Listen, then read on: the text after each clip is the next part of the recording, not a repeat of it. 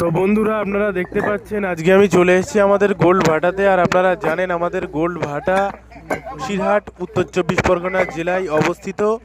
আপনারা দেখতে পাচ্ছেন আমাদের সামনে রাখা আছে 1 নম্বর পিকিট ইটের গাদা।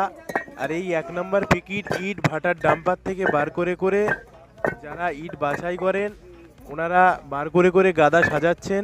আর আপনারা দেখতেই পাচ্ছেন গোল্ড ভাটার ইট কতটা পারফেক্ট সাইজ, মানে কত সুন্দর। আপনারা দেখতে পাচ্ছেন কালারটা একটা সোনালী বর্ণের একটা কালার ধরেছে ইটের উপরে।